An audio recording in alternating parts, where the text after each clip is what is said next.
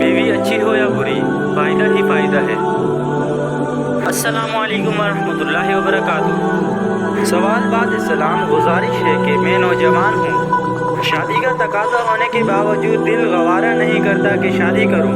पता नहीं बद इखलाक बीवी या खुश इखलाक बीवी से पाला पड़ता है।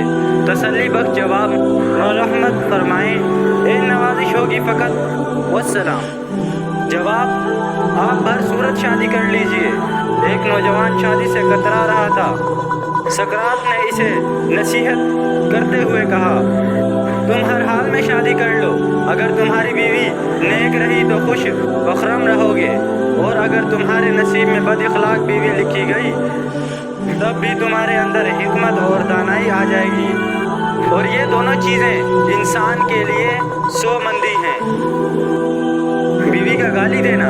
अक्सर मर्द इस बात पर शिकवा करते हैं कि बीवी आगे से ज़बान चलाती है, लेकिन बाज़ औक़ात शौहर खुद ही बीवी को इस बदतमीज़ी पर मजबूर कर देता है।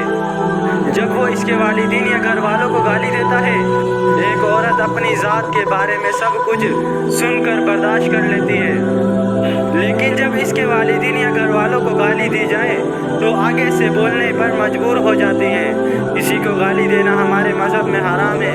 अगर आज आप किसी की बहन बेटी को गाली देंगे तो कल आपकी बहन बेटी को गालियाँ सुननी पड़ेंगी, फिर बर्दाश्त करिएगा। बीवी दोबारा मिल जाती है। बाज़ मर्द कहते हैं कि बीवी तो दोबारा मिल जाएगी, ये लेकिन वालिदीन बहन भाई दोबारा नहीं मिलते।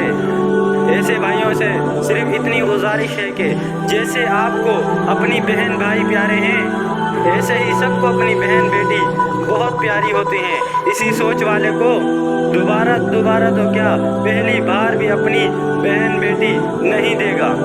ना किसी के पास फालतू होती हैं बहन बेटियां। अगर यही बात कोई आपकी बहन बेटी के बारे में बोले तो फिर कैसा महसूस होगा। इसलिए अपनी सोच को बदलें। सब का अपना अपना मकाम और हक होता है।